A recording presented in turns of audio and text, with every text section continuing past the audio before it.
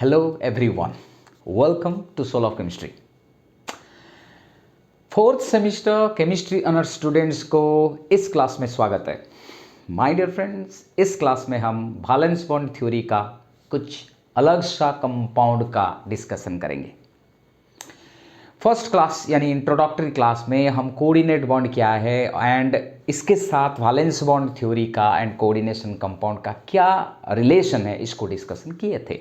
Second class में valence bond theory को example को लेके कैसे रिलेट किया जाए एंड उधर टू कंपाउंड्स का डिस्कशन हुआ था। First one is FeCN6 4- and another is COF6 3-। ये हमारा सेकंड क्लास में दो कंपाउंड का डिस्कशन हो गया है with respect to valence bond theory. आज इस क्लास में हम डिस्कशन करेंगे the third compound, fourth compound and कुछ लिमिटेशंस। ठीक है, चलिए। ये था आपके लिए कोबाल्ट यानी सेकंड कंपाउंड के लिए, जिसका पैरामैग्नेटिक बिहेवियर था, कैसे इसका वैकेंट ऑर्बिटल क्रिएट होता है, हाइब्रिडाइजेशन कैसे होता है, बॉन्ड कैसे होता है, मैग्नेटिक बिहेवियर क्या है, इसके बारे में डिस्कशन किए थे।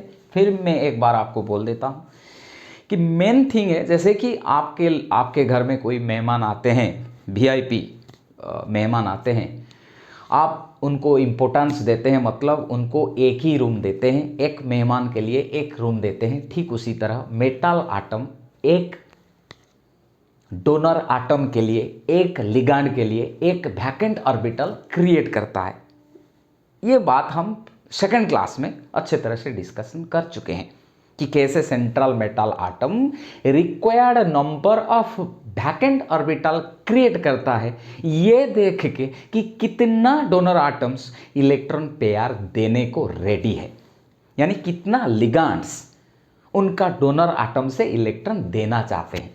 उसके हिसाब से सेंट्रल मेटल आटम और आयन वैकेंट ऑर्बिटल क्रिएट करता है इलेक्ट्रॉन पेयर लेने के लिए। बस यही है मेन कॉन्सेप्ट। इधर भी वही होगा, निकल कोबाल्ट टेट्रा कार्बोनिल निकल 0। इसका मतलब है इधर निकल का ऑक्सीडेशन स्टेट है 0 टेट्रा कार्बोनिल निकल में। इसका मतलब यह है कि निकल का एटॉमिक नंबर क्या है my dear friend, 28। So argon 18 इसका इलेक्ट्रॉनिक कॉन्फ़िगरेशन होगा। हम कैसे लिखने के लिए डिस्कशन किए थे कि 18 के बाद 2 इलेक्ट्रॉन इधर देना है, रेस्ट इधर लेना है, राइट। सो 3D8 4s2। सो इसको हम कैसे करेंगे, और एक बार निकल 28 इसका ऑक्सीडेशन स्टेट 0, यानी ये इलेक्ट्रॉन लॉस नहीं किया है। सो ये बनेगा हमारे लिए आर्गन 18। ओके, सो 3D8 1 2 3 4 5 ये बन गया 3D आपके लिए, एंड दिस इज 4s के ऊपर 2 इलेक्ट्रॉन है, right. So 1 2 3 4 5 6 7 8। My dear friends, क्या होता है कि हॉर्न्स रूल के अप्लाई करने से 18 इलेक्ट्रॉन के बाद जो 2 इलेक्ट्रॉन है इधर हम लिख लिए, और रेस्ट जो 8 इलेक्ट्रॉन है वो कैसे हॉर्न्स रूल के हिसाब से लिखना है, 1 2 3 4 5 6 7 8, यानी ये 3 पेयर इलेक्ट्रॉन ऑलरेडी है। कितना, 1 2 3 पेयर इलेक्ट्रॉन ऑलरेडी है। बस ये जो 2 ऑर्बिटल है इधर, ये एक अनपेयर्ड इलेक्ट्रॉन है, ये एक अनपेयर्ड इलेक्ट्रॉन है।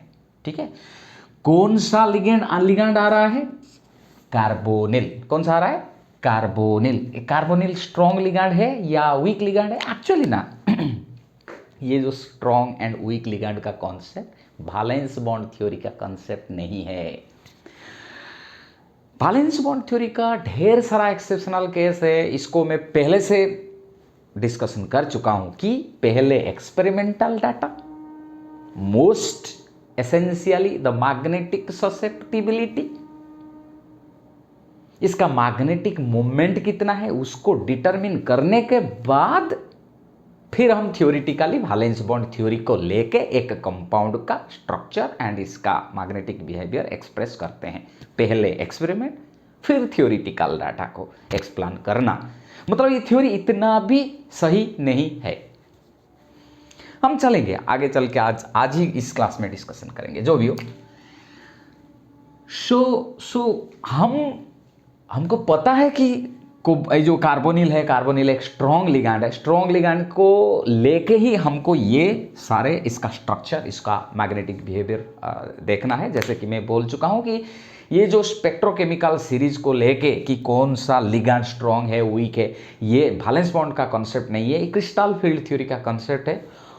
उसको लेके वो जो एक्सपेरिमेंटल डाटा को लेके हमको इसको एक्सप्लेन करना है। देखिए कि हम ऑलरेडी बोल चुके हैं कि स्पेक्ट्रोकेमिकल सीरीज में ammonia, ethylene डाइअमीन, cyanide and carbonyl ये स्ट्रॉन्ग लिगैंड सारे हैं। और स्ट्रॉन्ग लिगैंड क्या करते हैं कि जो अनपेयर्ड इलेक्ट्रॉन से उनको पेयर करके वैकेंट ऑर्बिटल क्रिएट करने की कोशिश करते हैं। एंड इधर वही कार्बोनिल है, ये एक स्ट्रॉन्ग लिगैंड है, यानी इधर जो पेयर दो इलेक्ट्रॉन है, ये दो पेयर इलेक्ट्रॉन को एक इधर फिर एक इधर दे देगा, तो मतलब ये भी पेयर हो जाएगा, ये भी पेयर हो जाएगा। लेकिन ये वाला जो एस है, ये वाला जो एस है, ये वैकेंट बन जाएगा। सो अभी हम क्या करेंगे, निकल कार्बोनिल का हम बात करें तो इसका क्या हो जाएगा, आर्गन 18, ठीक है, आर्गन 18। ये क्या होता है, on the approach of strong ligand कौन, स्ट्रॉन्ग लिगैंड कौन है, इधर कार्बोनिल। होता क्या है, पेयर होगा इलेक्ट्रॉन, यानी 1 2 3 4 यानी 4s, इधर से दो इलेक्ट्रॉन, इधर तो 1 2 3 4 5 6 7 8 थे, ये दोनों इलेक्ट्रॉन इधर एक आ गए, ठीक है। सो इसीलिए अभी ये जो ऑर्बिटल वैकेंट हो गया। लेकिन हमको कितना वैकेंट ऑर्बिटल चाहिए निकल में, 4। निकल को कितना वैकेंट ऑर्बिटल रेडी करना है, 4, क्योंकि कितना लिगैंड आ रहे हैं, 4। तो कितना हो चुका है वैकेंट, 1, तो कितना और चाहिए, 3। सो कौन सा, ठीक है। सो 4 वैकेंट ऑर्बिटल आ गया और हाइब्रिडाइजेशन हो जाएगा। कौन सा हाइब्रिडाइजेशन होगा, sp3 हाइब्रिडाइजेशन, ठीक है। अभी इसको ही लिखते हैं, कार्बोनिल इधर नहीं देते हैं तो अच्छा रहेगा, नेक्स्ट में दे देंगे। ये बनता है निकल 28। ये जो अरेंज कर लिया, कब अरेंज कर लिया, जब 4 कार्बोनिल बॉन्ड करने आ जाते हैं निकल के पास, तभी, ठीक है। ये 4 हो गया, हाइब्रिडाइजेशन हो गया। जैसे कि मैं बोला कि लिगैंड आएंगे, लिगैंड को देख के central metal atom vacant orbital create करेगा और फिर इसके बाद जितने भी वैकेंट ऑर्बिटल वो रेडी किया उसका हाइब्रिडाइजेशन करेगा और हर एक वैकेंट ऑर्बिटल का एनर्जी एंड शेप समान कर लेगा। फिर इसके बाद जो लिगैंड से आएंगे, इसका मतलब तभी जाके ये कॉम्प्लेक्स क्रिएट हो सकता है। सो कैसे बनेगा वो जो कॉम्प्लेक्स, सो ये तो पूरा का पूरा फूल है, 1 2 3 4 5 6 7 8 9 10, ये sp3 हाइब्रिडाइजेशन है। सो ये है 4s, ये है 4p। सो कौन आएंगे, ये 4 लिगैंड आएंगे, CO। चलो अभी बंद हो गया, ये बन गया। तो स्ट्रक्चर क्या होगा sp3 हाइब्रिडाइजेशन के लिए, टेट्राहेड्रल। जैसे कि हमको पता है कि जब हाइब्रिडाइजेशन sp3 होता है, ये स्ट्रक्चर हमको टेट्राहेड्रल देता है, ठीक है। और इसके बारे में जो नोट्स है आपको क्लियरली अवेलेबल हो जाएगा हमारे वेबसाइट पे। सो एंड मैग्नेटिक बिहेवियर क्या होगा माय डियर फ्रेंड, कि सो मैग्नेटिक बिहेवियर क्या होगा, इधर कोई भी अनपेयर्ड इलेक्ट्रॉन नहीं है, सो इसलिए ये बनेगा डायामैग्नेटिक। अगर होता कोई अनपेयर्ड इलेक्ट्रॉन तो बनता paramagnetic. So I hope you got it. हाँ, sp3 होगा तो टेट्राहेड्रल, d2 sp3 या फिर sp3 d2 होगा तो ऑक्टाहेड्रल का कॉम्प्लेक्स।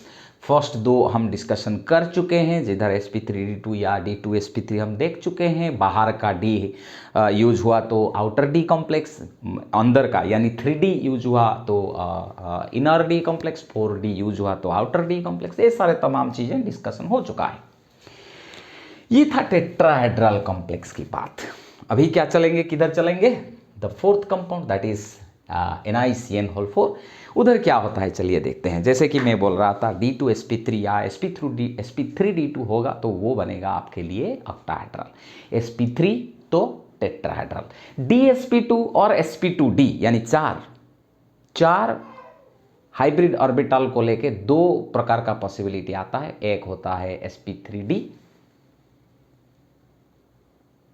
वो है tetrahedral,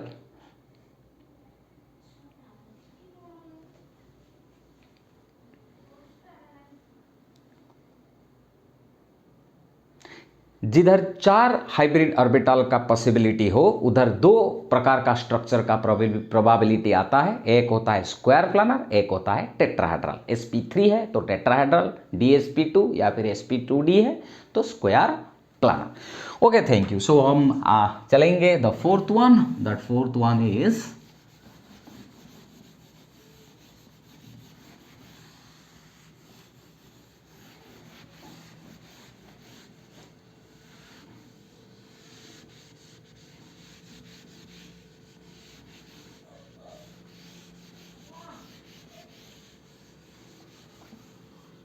fourth one is NiCN4।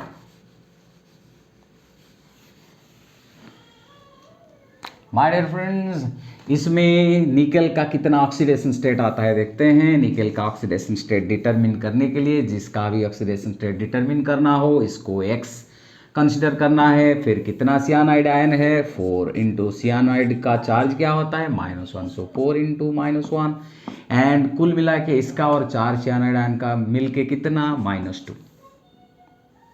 So x will be -4, उधर चला जाएगा तो x is equal to +2। So nickel का एटॉमिक नंबर कितना है, 28। सो इसका इलेक्ट्रॉनिक कॉन्फ़िगरेशन बनेगा 3D4s लिख लेते हैं, 2 इधर देना है, 8 इधर लाना है, ठीक है। ये चला हमारा क्या है 3D8 4s2। सो लेकिन इधर कितना इलेक्ट्रॉन लॉस हो चुका है, क्योंकि इसका ऑक्सीडेशन स्टेट है +2। सो निकेल का +2 का इलेक्ट्रॉनिक कॉन्फ़िगरेशन रहेगा 3D8, और जो वैलेंस सेल है उधर से 2 इलेक्ट्रॉन चला जाएगा, यानी ये बनेगा 4s0। सो निकेल +2 को अगर हम ऑर्बिटल के तौर पे देखेंगे तो 3D का 5 ऑर्बिटल है और 4s का 1 है, ये बनता है 3D, ये बनता है 4s। 8 मतलब 1 2 3 4 5 6 7 8, ठीक है, ठीक है।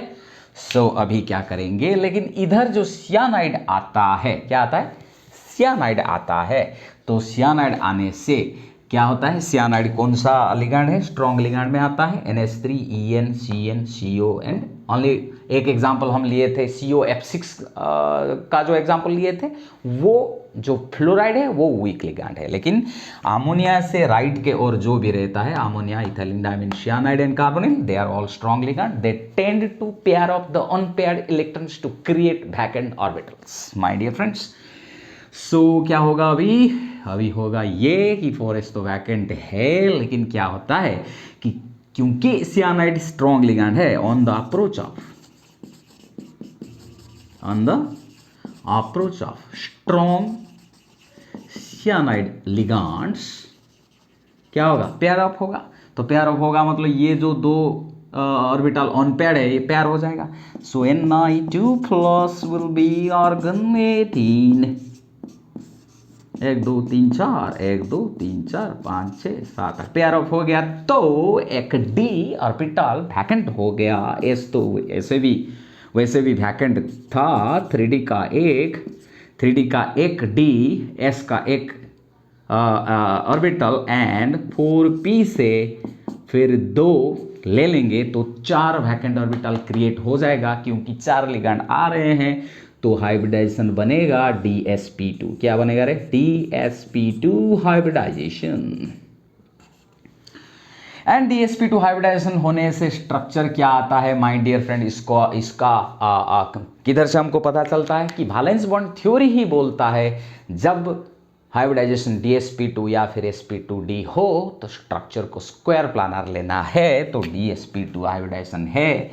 वंस ये वैकेंट ऑर्बिटल का हाइब्रिडाइजेशन हो गया, तो तब क्या होगा, जैसे कि हम दिखाए थे इससे पहले कि कैसे चार लिगैंड आके चार वैकेंट ऑर्बिटल को खुद का इलेक्ट्रॉन्स दे रहे थे, ठीक इसी तरह इधर स्पेस नहीं है, मैं लिख नहीं रहा हूँ, आपको लिखना कैसा है कि इसके नीचे क्या कौन सा लिगैंड दिखाना है, सियानाइड, चार लिगैंड इधर दिखाना है, cyanide cyanide cyanide DsP2 hybridisation के नीचे, क्योंकि पहले हाइब्रिडाइजेशन होता है फिर सियानाइड आके डोनेट करता है, तो DsP2 हाइब्रिडाइजेशन जिधर लिखते हो इसके नीचे CN करके लिखना है 4 बार और एरो देना है इस वैकेंट ऑर्बिटल्स को, ताकि बॉन्ड हो गया करके इंडिकेट करने के लिए। So anyway my dear friends, अभी DsP2 हाइब्रिडाइजेशन के बाद बॉन्ड हो जाएगा, लेकिन इधर DsP2 है, इसलिए स्ट्रक्चर क्या आएगा माय डियर फ्रेंड, स्ट्रक्चर आएगा स्क्वायर प्लानर। ठीक है, स्क्वायर प्लानर, ये बन गया आपका 4 एग्जाम्पल। ढेर सारे एग्जाम्पल्स हम दे चुके हैं 2 क्लासेस में, हर एक पॉसिबिलिटी को लेके इनर ऑर्बिटल कॉम्प्लेक्स, आउटर और outer d, inner d complex, octahedral, tetrahedral, square planar, paramagnetic, diamagnetic, हर प्रकार का एग्जाम्पल हम ले चुके हैं। आप अभी डाटा को यूज करके एक पर्टिकुलर कंपाउंड का structure and magnetic behaviour explain कर सकते हैं। लेकिन चलिए हम देखते हैं अभी इस बैलेंस बॉन्ड थ्योरी का क्या लिमिटेशंस है।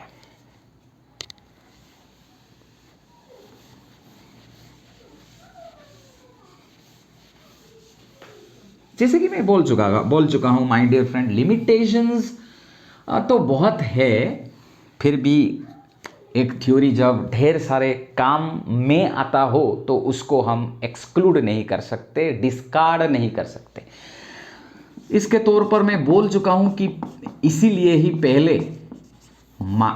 पहले ही हम एक्सपेरिमेंटल डाटा को गैदर करते हैं, फिर उसके हिसाब से बैलेंस बॉन्ड थ्योरी को यूज करके एक कंपाउंड का स्ट्रक्चर एंड इसका मैग्नेटिक बिहेवियर को एक्सप्लेन कर लेते हैं। नहीं तो ये डेफिनेटली गलत बोलेगा। कैसे, मैं एग्जांपल लेता हूं, CuNH3 2+, यानी अमोनिया तो एक न्यूट्रल लिगैंड है, सो इसका ऑक्सीडेशन स्टेट बनेगा, जिसका ऑक्सीडेशन स्टेट डिटरमिन करना हो X, 4 × NH3, ये न्यूट्रल लिगैंड है, 4 × 0, कुल मिला के एक कॉपर एंड 4 अमोनिया का टोटल चार्ज कितना है, +2 है, सो इधर लिखते हैं +2, सो X इज नथिंग बट +2, यानी कॉपर कितना इलेक्ट्रॉन लॉस कर चुका है, 2, यानी कॉपर जब हम लिखते हैं electronic configuration my dear friend, इसका एटॉमिक नंबर 29 है, आर्गन 18, 3D4S1 3D10, ऐसे लिखते हैं ना, 4s2 3D9 नहीं लिखते हैं क्योंकि इसका स्टेबिलिटी का full field and half filled orbital case को लेके हम ऐसे लिखते हैं 3D1 4s2। अभी कितना इलेक्ट्रॉन जाना है, 2, यानी 4s से 1 एंड 3D से 1 इलेक्ट्रॉन चला जाएगा, कॉपर 29, 2+ के लिए हम लिखेंगे आर्गन 18, 3D9 4s0। ठीक है, सो कॉपर का 2+ ऑक्सीडेशन स्टेट में माय डियर फ्रेंड, आर्गन 18 के बाद अगर ये 1 2 3 4, ये 1, ये तो 0 है, लेकिन 1 2 3 4 5 6 7 8 9 करके ऐसे 3D एंड 4s पर इलेक्ट्रॉन है माय डियर फ्रेंड। अभी क्या करेंगे, कितने लिगैंड आ रहे हैं, 4, तो कॉपर को कितना वैकेंट ऑर्बिटल चाहिए, 4, सो कैसे होगा, तो क्या क्या पॉसिबिलिटी है देख लेते हैं एंड एक्सपेरिमेंटल डाटा के साथ इसका तालमेल कैसे करेंगे, सिंक्रोनाइज कैसे करेंगे, उसका मैचिंग कैसे करते हैं, चलिए देखते हैं।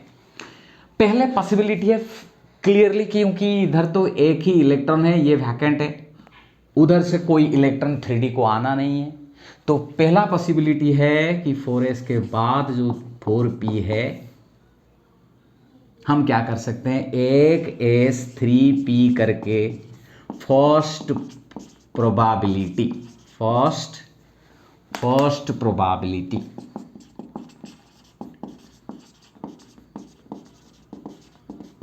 क्या है कि sp3 हाइब्रिडाइजेशन होगा। तो हमको पता है sp3 हाइब्रिडाइजेशन होगा तो स्ट्रक्चर क्या होगा माय डियर फ्रेंड, टेट्राहेड्रल, और होने के बाद 4 अमोनिया आएंगे, इलेक्ट्रॉन्स दे देंगे, तो हमारे लिए बस काम खत्म। हम बोलेंगे स्ट्रक्चर है टेट्राहेड्रल एंड मैग्नेटिक बिहेवियर, एक इलेक्ट्रॉन होने के कारण पैरामैग्नेटिक, बस काम खत्म। लेकिन ऐसे होता नहीं है। एक्सपेरिमेंट शोज, एक्सपेरिमेंटल डाटा क्या है, एक्सपेरिमेंट से क्या मिलता है हमको, स्ट्रक्चर क्या है, स्ट्रक्चर है स्क्वायर प्लानर। चलो स्ट्रक्चर है स्क्वायर प्लानर। तो स्क्वायर प्लानर के लिए क्या क्या हमको हो सकता है हाइब्रिडाइजेशन, sp2d और dsp2, dsp2 और sp2d। तो sp3 कैंसल हो गया क्योंकि एक्सपेरिमेंट बोलता है कि स्ट्रक्चर है स्क्वायर प्लानर। इधर ही तो है वैलेंस बॉन्ड थ्योरी का लिमिटेशंस। बिना कोई एक्सपेरिमेंटल डाटा से अगर हम विदाउट एनी एक्सपेरिमेंटल डाटा को लेके हम लिख लेंगे कुछ भी, तो वो गलत हो जाएगा, जैसे कि इधर गलत हो गया। तो माय डियर फ्रेंड्स, अभी dsp2 sp2d से फिर कौन सा होगा, ये भी एक खतरनाक बात है। कैसे तय करेंगे कि dsp2 है या फिर sp2d है? क्यों dsp2 dsp2 और sp2d के बात हो रहा है? क्योंकि स्ट्रक्चर स्क्वायर प्लानर है, ये एक्सपेरिमेंटल एक्सरे क्रिस्टलोग्राफी से पता चल गया है। तो चलिए फिर लॉजिक लेते हैं, कौन सा ठीक होगा, कौन सा सही, कौन सा गलत। माय डियर फ्रेंड्स, अभी क्या करेंगे, इसको तो आप लिख लिए होंगे। अभी बस हम ये प्रोबेबिलिटी को लेके काम करके चलेंगे। मैं इसको इरेज कर रहा हूं स्पेस के लिए।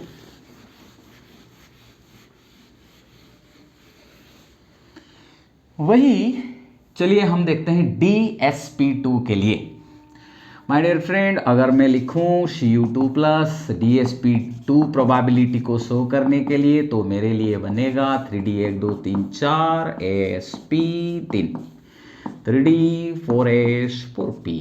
माय डियर फ्रेंड्स, अगर dsp2 हाइब्रिडाइजेशन करना है तो ये जो एक इलेक्ट्रॉन इधर था इसको यहाँ तक लेना है, ताकि ये वैकेंट हो जाएगा और 1 2 3 4 5 6 7 8 जो 9 नंबर का इलेक्ट्रॉन इधर आ जाएगा, माने ये वाला इधर आ जाना है, ताकि ये वैकेंट हो जाएगा। तो dsp2 हाइब्रिडाइजेशन बनेगा। तो हम तभी बोल सके हाँ dsp2 आ गया। एक्सपेरिमेंटल तो बोल रहा है स्क्वायर प्लानर, तो इधर भी स्क्वायर प्लानर हो जाएगा। अभी हम सही बन गए, लेकिन तब भी सही नहीं है, अब भी गलत है।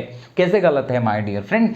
क्योंकि 3d से 4p तक इलेक्ट्रॉन को एक्साइट करने में जितना एनर्जी चाहिए वो प्रैक्टिकली अनअवेलेबल है। तो एक इलेक्ट्रॉन को 3d से 4p तक लेने के लिए जो एनर्जी प्रैक्टिकली अनअवेलेबल है, इसलिए ये भी गलत है। इसको भी हम दिखा नहीं सकते। exciting one electron from 3d to 4p is unfavorable due energetically unfavorable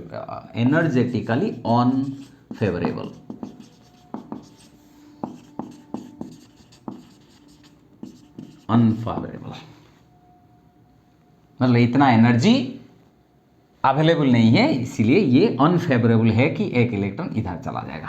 सो ये वाला भी cancel, sp3 hybridisation cancel, dsp2 hybridisation भी कैंसल, क्योंकि d को वैकेंट करने के लिए ये इलेक्ट्रॉन इधर लेना संभव नहीं है।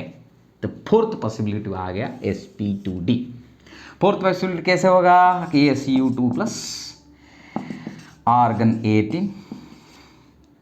dsp2 में क्या है, इस d को हम यूज नहीं करते हैं, 4d वाला d को यूज करेंगे। 3d 4s 4p 4d। इधर क्या है 1 2 3 4 5 6 7 8, इधर एक 9। ये इलेक्ट्रॉन इधर लेना नहीं है, एक्साइटेशन का एनर्जी अवेलेबल नहीं है, इसको इधर रहने दें। एक s इधर, एक 2 इधर और एक डी इधर से, यानी कौन सा हाइब्रिडाइजेशन बन गया, इधर तक एक और इधर तक एक, सो एस का एक, पी का दो, डी का एक, sp2 हाइब्रिडाइजेशन बन गया। सो sp2 हाइब्रिडाइजेशन होने से स्क्वायर प्लानर स्ट्रक्चर है, और एक इलेक्ट्रॉन होने से ये बनेगा पैरामैग्नेटिक। ये इलेक्ट्रॉन इधर से इधर तक लेना एनर्जेटिकली अनफेवरेबल है, तो इधर ही रहने देते हैं उस इलेक्ट्रॉन को, तो S2p एंड D का एक यूज करके sp2d हाइब्रिडेशन होगा, तो स्क्वायर प्लानर होगा। ऐसे करके हम बेबस है इधर sp2d लेने के लिए। क्यों बेबस है? क्योंकि इधर एक इलेक्ट्रॉन को इधर तक लेना एनर्जेटिकली अनफेवरेबल है, इसलिए इसको इधर रख लिए और इस हाइब्रिडेशन ले लिए। लेकिन माय डियर फ्रेंड्स, sp2d में 2p को यूज करके 1p को छोड़ दे रहे हैं, ये भी एक तमाशा हो रहा है ना। सो ये भी इतना सही नहीं होता है sp2d यूज करना। जो भी हो, ये सबसे अच्छा है एक्सप्लेन करना, इसीलिए ये सबसे एक्सेप्टेबल हाइब्रिडाइजेशन है। एंड sp2d हाइब्रिडाइजेशन हमको देता है square planar complex and paramagnetic है। फाइनली ये जो sp2d हाइब्रिडाइजेशन होने के बाद कौन आएंगे, जो है 4 अमोनिया, इधर लिखना है NH3 एंड NH3 कब लिखना है, जब NH3 लिखेंगे तब ये बन गया क्या, CuNH3 इसको लिखेंगे तो फिर ये लिखेंगे आर्गन 18, ठीक है, आर्गन 18। मैं थोड़ा विजिबिलिटी को चेंज करता हूं और हम आगे बढ़ेंगे।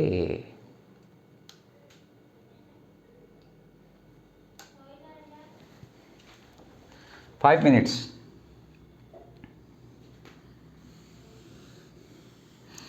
आर्गन 18, सो ये बन गया आपका 3D, 1 2 3 4 5 3D। फिर ये बन गया आपके लिए 4s, ये है 4p, ये है 4d, 4s 4p 4d। सो हम क्या करेंगे, इधर तो 1 2 3 4 5 6 7 8 9 था, अभी इधर 2 इलेक्ट्रॉन अमोनिया से इधर लिखना है अमोनिया, इधर 2 इलेक्ट्रॉन वही अमोनिया से, इधर 2 इलेक्ट्रॉन वही अमोनिया से। अगर हम एरो नहीं देंगे, एरो देंगे तो इलेक्ट्रॉन 2 इलेक्ट्रॉन ऐसे दिखाने का जरूरत नहीं है। अगर एरो नहीं देंगे, 2 इलेक्ट्रॉन ऐसे दिखा के नीचे NH3 लिख सकते हैं, यानी ये 2 इलेक्ट्रॉन किधर से मिलता है, NH3 से। ये तो हमारे लिए एक ही NH3 है, NH3 ये इधर लिखना नहीं है, फिर एक D यूज होता है, इसके नीचे NH3 लिखना है, बस हो गया CuNH3 ऐसे बहुत सारे लिमिटेशंस है माय डियर फ्रेंड। किसका लिमिटेशंस है, बैलेंस बॉन्ड थ्योरी का लिमिटेशंस है, जैसे कि बैक बॉन्डिंग के बारे में कुछ नहीं बोलता है, ठीक है ना। बैक बॉन्डिंग क्या है अब तक हम डिस्कशन नहीं किए हैं, कुछ कंसेप्ट जैसा है, कुछ कंसेप्ट है जिसको हम डिस्कशन नहीं किए हैं, इसको अभी डिस्कशन करना ठीक नहीं रहेगा। मेन जो लिमिटेशंस है इसको हम डिस्कशन कर लिए, आप अभी हमारा नोट्स देख सकते हैं, एंड जैसे जैसे हम आगे बढ़ते रहेंगे उसका अदर जो लिमिटेशंस है वो खुद आपको समझ में आ जाएगा। Thank you so much for watching my video with patience. Thank you so much. So keep supporting me. Bye bye. See you next.